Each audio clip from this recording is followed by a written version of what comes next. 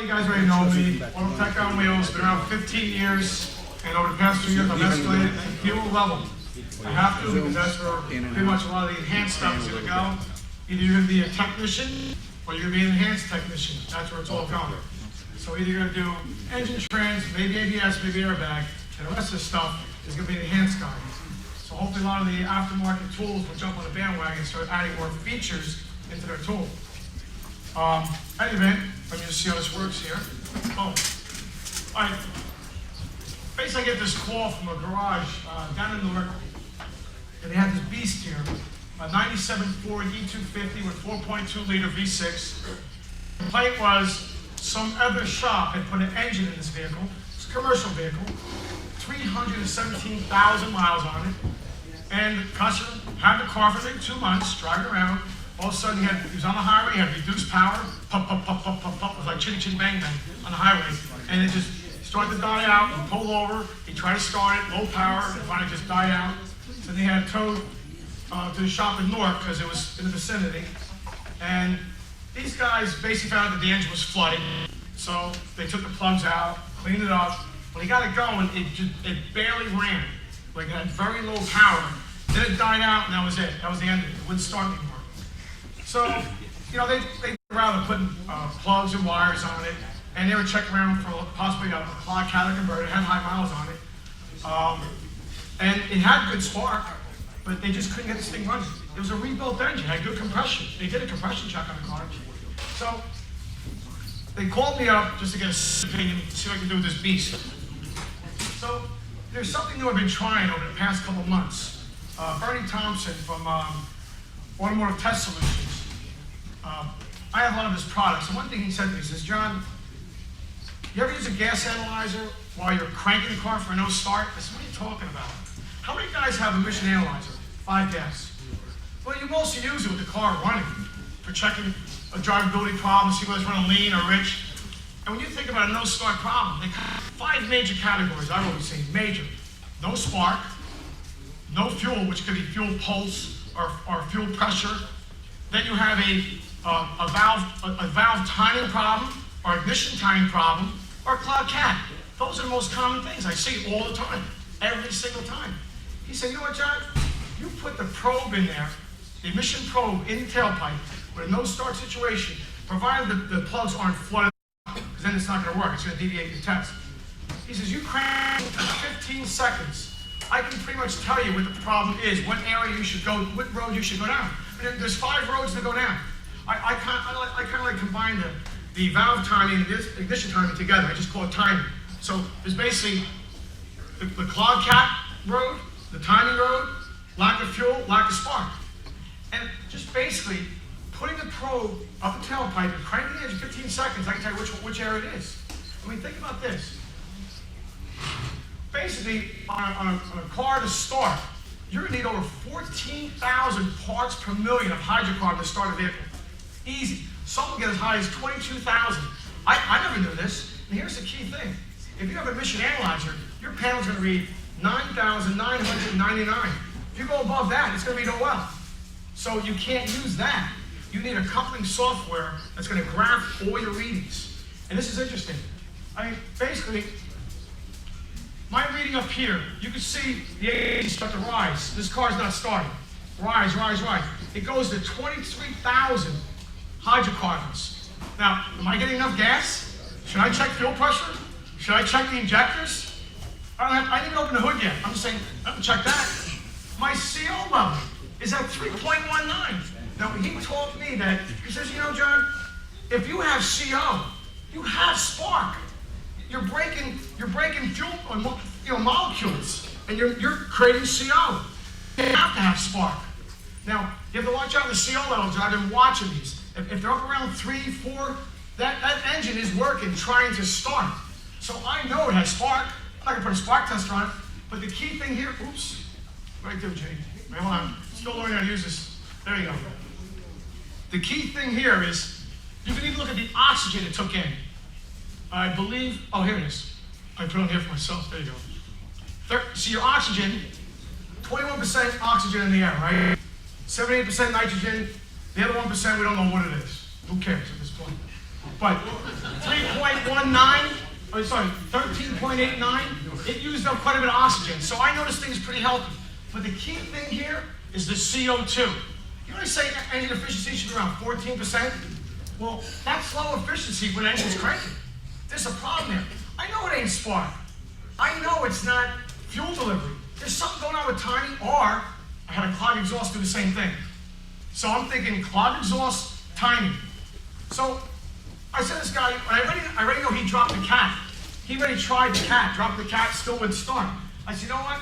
This thing's out of time. That can't be. Dude, it's out of time. It's a brand new rebuilt motor. It was just rebuilt. How can we get out of time? I said, you know what? I can go one step further if you don't believe me. I said, let's take it a step further here. I keep going the wrong way. I just got this gadget. I'll give you an example here.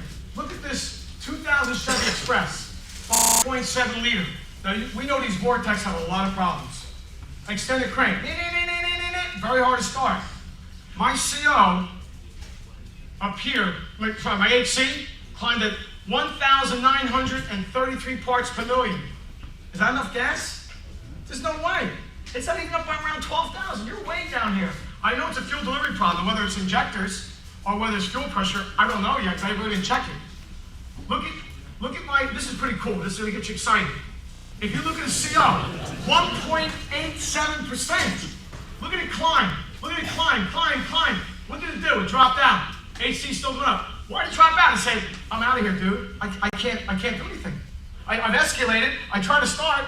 There's not enough fuel, so I'm out of here. I know it tried to start. And it continued to pump fuel, not enough fuel. Right? So this guy goes to me, let's pick a car. I said, you check fuel pressure? Well, yeah, it's 50 pounds. I'm like, 50 pounds not enough? Well, yeah, that's plenty. I'm like, dude, do you realize that a Vortex engine, 58 it starts, 56 it doesn't start. Those pockets will have a very hard time to open. You have electronic fuel injection on top of pockets. CIS, electronic. Whose idea this was? I have no idea. You should be fired. But understand that on these systems, you better have 57 PSI. I had one guy check the car out, and he's checking the fuel pressure. I'm like, something's wrong here. I check his gauge. I'm like, dude, you're starting out at 3 PSI. Your gauge doesn't work. How are you gonna check this car out? So you've got to make sure your gauge starts at 0 before you go ahead with your gauge, do any kind of pressure testing. So this particular car here, I put the pressure gauge on it. Bottom line was, this gave me a quick indication where I wanted to go. I knew I had CO, it was an HC problem, okay? Well, I got that one now. Here's another one, okay? I guess, what was that? Oh, that was the last one. Oh, when the CO2 is low, it's a figure of the engine, all right? What you're gonna see, like on a CAT one, the CO2 is a little higher, but the CO2, if it's too low, it gives indication of inefficiency of the engine. That's the key clue that you'll get with that. All right, wait, I'm gonna go here. Shiny, wait, boom, boom, boom. Look at the CO2 on this one, 6.4%. A little more efficient than the one that was at a time, right? Your CO2 pick up a little bit. Usually you can get them as high as up to like maybe 12%, you know, with a no start.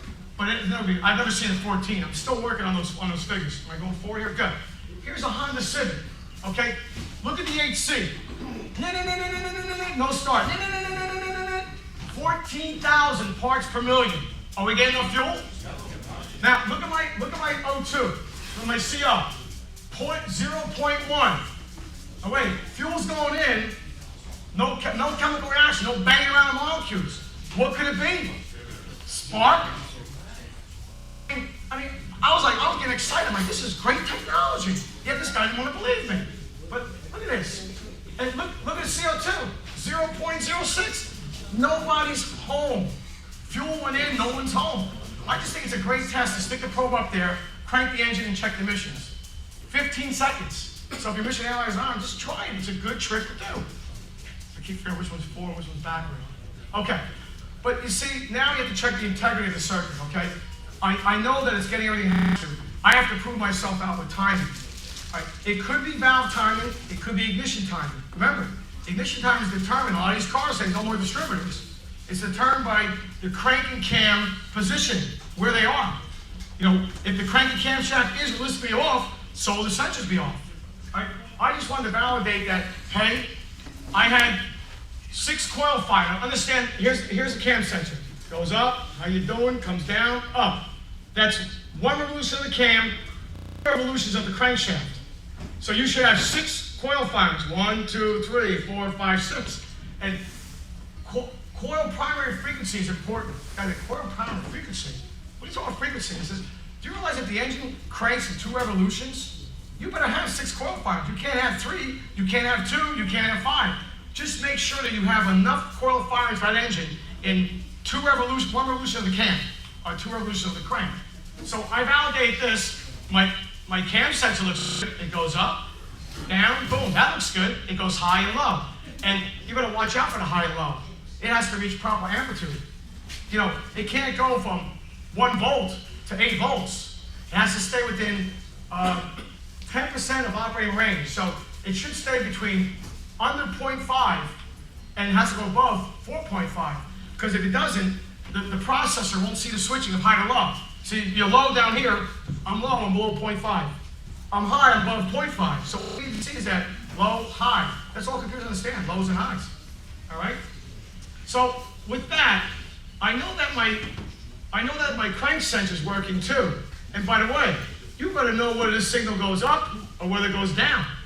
So just looking at the crank sensor, that's a beautiful signal. That looks beautiful. You better look at the amplitude, how high it's supposed to go, how low it's supposed to go. You also better look at the amplitude of your crank sensor. Make sure it's above. Remember, computers have to see more than 7/10 of AC, or else they don't see it at all. If you're at 2/10, you can actually, if you wanted to, you can actually go in there with an AC meter, crank the engine. It has to be above 0.7 volts. Has to be. All right. So this thing here is pretty low. It's going up like let me see, down. I think over here around 0 to 3. So it's got a pretty good amplitude to it. Then you have frequency. How many little guys here around? I can tell you that on this particular engine, here's a key thing. There's 36 of these guys here. 36 teeth on the crank pulley, right? And one of them is a double slot.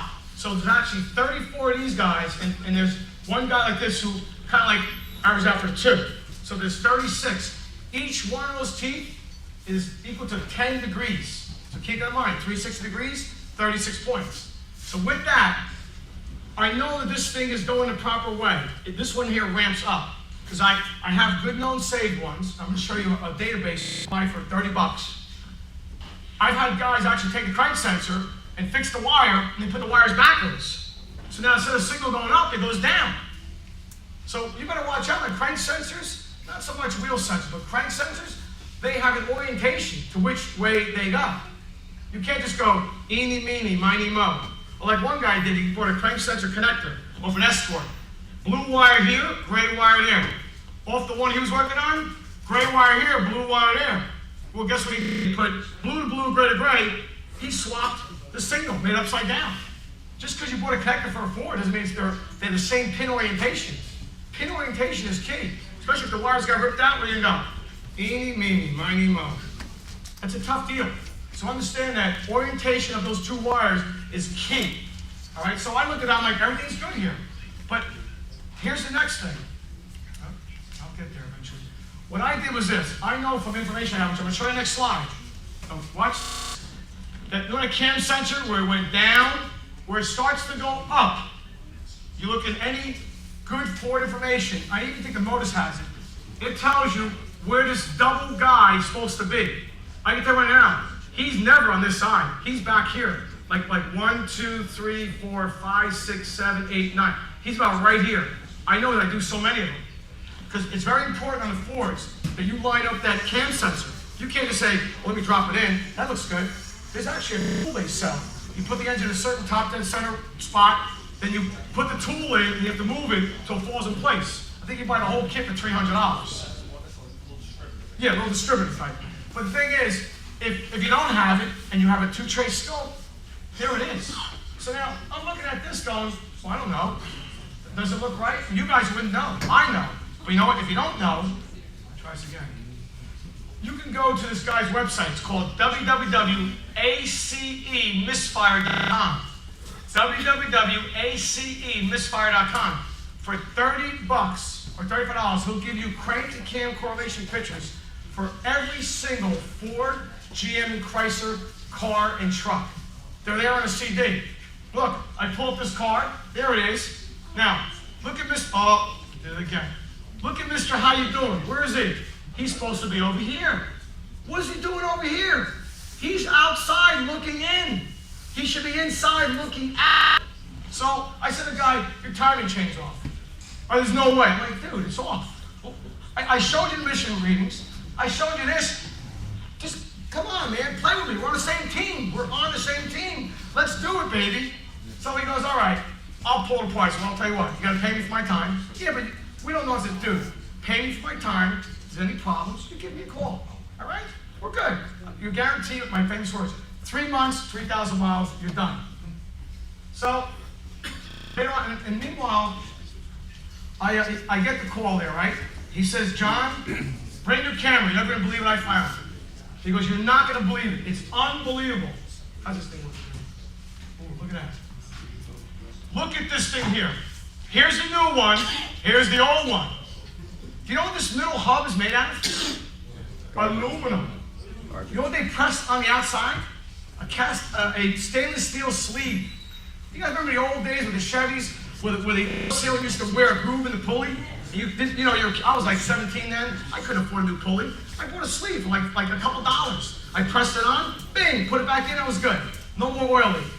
Well, they must have said, hey guys, remember them things from years ago? Let's sell them to Ford, because they can use them. That's just what they did. They're using these sleeves and press them on aluminum, these aluminum pieces, and they snap right off. And then to make matters worse, look at this guy. This poor soul drilling this aluminum piece out. He has no choice. What's he gonna do? Pull the whole timing cover off? He did a nice job. He drilled 2 holes, used a puller, and he popped the whole piece off, right off the crank. So what actually happened is it busted and spun. So this guy must have been losing power little by little by little, to a point where it just died out, wouldn't start anymore. So he was electronically out of time, not mechanically. I didn't know that. I just knew something was off. But how, I didn't know. So now, whoop, I want you to see that. Now, I'm all happy now. I took my pictures. I said, this is great, this is great. He goes, by the end of the day, how's it running? Good, good, good. So now I'm telling everyone about the story, and everyone's like, wow, you're kidding me. I'm like, yeah. But you know what sucks? You tell a story, comes back and haunts you. He calls me up and says, doing the same problem. Like, there's no way it's doing the same problem. It's not the same. Well, it has no power again, it's barely running, it's spitting, farting. I'm like, dude, it's not the same problem. It's probably a similar problem. Because if it's similar, I get paid again because it's not the same problem. You understand that? So I go back there.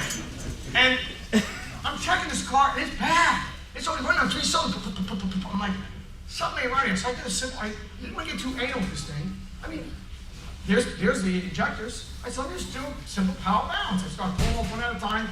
The whole left bank was dead. I'm saying, how can one side engine be dead? Then I'm looking at the wire, I'm like, oh, dude, you did.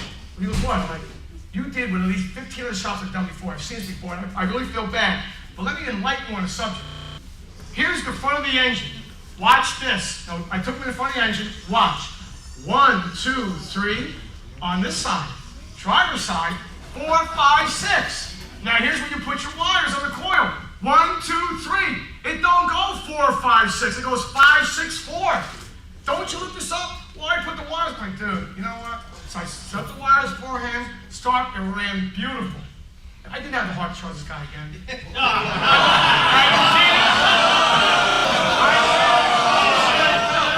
did.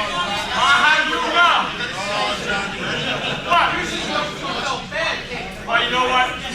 Yeah, you know what though? I felt that I did the same mistakes way back then. So you know what? I shook his hand, I left, and that was the end of it. But it was interesting that how he compounded his own problem. And you don't know. I mean, in his mind, it was the same problem, but it wasn't. It was similar. So that's the key word for tonight, similar. Ever since. Okay, here's the next victim. This is interesting. How many guys do airbag work? You ever tempted? All right, I'm going to enlighten on something that's going to blow your mind. You're going to get real excited. You're going to get excited because I got excited because this is my own little test procedure that's not in any book. It's engineering information you're going to get tonight for free. I'm coming out here tonight, you're going to get it for free. Let me just show you something. Simple job here. It's in the body shop. Bing, it got hit. So naturally they replaced the components, replaced the crash sensor, the crash module, right? Did their job, and now they're married to this crash sensor circuit problem on the left front. It's a left front crash sensor. So, because I went in there, and this is by the way the factory tool. Oh, how do I move this over? I'm gonna do this. Wait a minute. Can I zoom in a little? How about restore? Okay. Oh, there you go. But now I gotta zoom in so you can see the number. Oh, you can put it that way. There you go. The code I got here. This is interesting. Here's the way textbooks are written. All right. That's why I really don't like textbooks to tell me how to diagnose a car. I'll use it for information only. But if you look over here, 4111, no signal from left front impact sensor. So obviously it had a conversation with it and didn't talk back.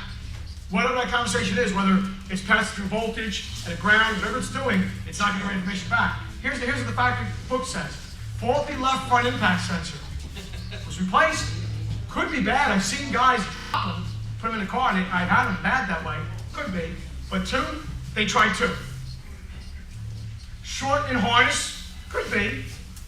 Harness short the power, harness short the ground, faulty body ground, open in harness. I can tell you that harness was good from the ECM all the way out to the sensor in less than 1 minute, but I didn't take the car apart. Because there's something you need to know that is not in any manual. And these guys don't want to fix the cars real fast, so I had to find a faster way. You take the good side. He's the donor. So listen here. I understand that if you want to diagnose a bad side, go to the good side. That's where the real information is. Don't use a textbook. Here's bad, here's good. It's called donor diagnostics. You go to the car shop, perform a test procedure on that good car, so you can compare it to the bad car. That's how you're going to learn. Everything I do, I learn as I go. I don't have time to sit in all these specialized classes. I'll learn something generic and go with it. So understand this. Oh, shoot. Understand that here's my red lead, here's my black lead going into this connector. All right? Now I'm going to get to that point where I'm doing that. And I take a reading on my scope. Do you realize that airbags, and they do it on ABS systems too, you ever realize that when you start the car, all of a sudden the light's on, you clear it, shut off, you didn't even go nowhere yet. You start it up, ABS light comes on, or the airbag light comes on.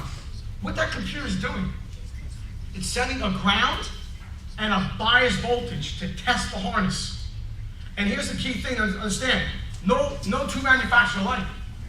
They could send a dedicated straight 5 volts all the time and a ground. It's like a coolant sensor. It's not like a coolant sensor, but yeah, that voltage is only used for testing because the sensor produces its own signal. Understand that? So now it does this. It can send 5 volts. I've seen some send 5 volts like this. Boom, how you doing? Boom, how you doing? Boom, boom, boom, I'm out of here. And you don't know. It could be a pattern, it could be a straight line, it doesn't last long. You turn a key on, it lasts for, it could be under a second. But see the pattern I got on that side? Now I go to the other side. Watch this, other side. Keeping the same orientation. Would I want to put black on the side? No, it's the same connector. I'm going to test it the same exact way. Look at the pattern I got on this one. Well, what? And what? Inverted. You see what you guys just said? Inverted. I said to the guy, you know what? This signal's upside down. Upside down to me means these wires are put together wrong. Did you work on the harness? Oh yeah, I did. I'm like, dude, when were you going to come clean with me on this? He said, well, this is impossible. You're supposed to, you need to interrogate these people. He said, oh, I put this in, I put that in. When were you going to tell me you fixed the harness? So I said, I want to show you where you fixed it. All right? Oops. I used his hand the whole time. He showed me where he fixed it. He opens up, and I'm like, dude, both of those wires are ground. I know. Well, how do you know which one was which? Well, I guess I'm like, you know what? Don't ever go to Atlantic City. You go to Atlantic City, you take Roger Fogg with you. Right, guys? 50-50. But you see two light wires, you're going to say to yourself, they only go one way. So understand that in the ABS system, the airbag system, they only go one way. They're biased to one side. So understand that. So he was a happy camper, boom, that was it. How many minutes I have left? I have one more case study. Yeah. Okay. This is cool. I have to reset this thing, huh? You may get excited with this one too. You're gonna get excited with this one too. I get charged up when I do this stuff. By the way, both of those things, actually, no, the first case study will be in Master Tech Magazine. I had it up here before. How many guys have Master Technician Magazine? Put your hands up. You gotta go online, www.mastertechmag.com. Phenomenal magazine. I scored a major deal with these guys. I'll be writing 2 articles every issue, which comes out every 2 months. This thing is packed with about 14 stories every month. They got some heavy hitters, and they're liking my stuff so far. Understanding a network. You guys need to know that, like in this particular network here, it's GM one. You hook up a scan tool, and it says no communication. All right? Or you can probably get that famous U code. Okay? Understand they're all hanging out together, all these processors. And if you hook in, you have no communication. Understand that there's a lot of guys on that line. They're all picking up the phone, they're all talking, how you doing, they're all talking to one another. If one guy decides to take a crap, he'll take out the whole network. Black sheep in the family, we'll take them all out, one by one. You need to say to yourself, and now you have to go up against the wall, just like suspects. All right, okay, you, instrument cluster, up against the wall. Radio, up against the wall. Driver information over there, pass lock module over there, SIR over there. All right, ABS module over there, powertrain over there. All you guys stay up against the wall. Now you say, who's the most common? Because now you have to start unplugging all these modules one at a time. Because when I went on that line, the diagnostic line, I know there should be some kind of voltage, like a how you doing type of voltage. If you have the Power Pro, the new Power Pro, that thing's cool. It's got a voltmeter built on it. And it's I'm gonna tell you now, it's the only, I'm trying to give a plug here, because I'm telling you something. It's the only voltmeter in the automotive industry that until you touch something, there's nothing on the screen. There is nothing on the screen. I can touch a wire like this. That wire's open circuit. Or the circuit is open normally. It's a normal circuit or it's an open circuit with a broken wire. How do you know? There's no reading. And that's the cool thing about it. So when I went on there, I saw ground. There should have been voltage on there. And the minute, if you plug in the scan tool will set out the voltage. And the scan tool will actually post the line. When I put my scan tool out there, it was 0 volts, no matter what I did. So I said, this line's shorted. So now I had to start going after culprits, right? I went after him and wait, see, here's what I did. I tapped into the line, see the lights on? So now I have to have someone sit in the car. So you know what, I'm gonna start unplugging stuff. Keep an eye on that test light for me. Because that thing is short at the ground, somewhere. I don't know where. So this poor soul, I said, look, here's the deal. I ripped the whole car apart, you're gonna put it back together. Because I'm not gonna put it back together. You guys know me, I come in, I'm ripping something apart, but you're gonna pay me extra money to put it back together. So I start ripping out the instrument cluster, I start ripping out the radio, the climatic control, and I'm like, well, it ain't in here, sorry. Let's go outside now. So now I go outside, and no, I wasn't done yet. Let's rip the whole carpet out. John, come on, I gotta take the seat out. Dude, the module is underneath the carpet, and that's where residue of moisture traps. And let's go after that guy next, because I've done it before, right? That guy was clean. I'm like, sorry, dude. I didn't even think of the seat, but that ain't it either. So I move on and says, let's take out the ECM. Well, unplug that, because now there's the ECM left and the brake control module. See, I'm lucky, it's probably like 7. You take the new BMWs, they have 45 computers on board. Someone's called like, you know what, dude, that's 45 computers. That's 45 disassemblies, and that's 45 reassemblies on your part. I don't know if I want this one today, but it's like a handle, it's only 7. But what interesting part is, when I moved it, my test light went out. I'm like, dude, I struck gold, what? I said, I moved it, and the test light, I saw it, the test light went out. So we looked a little closer, because it's going, test light on, test light on, test light on. I'm like, we're near it, baby, we're real near it, I'm getting excited now.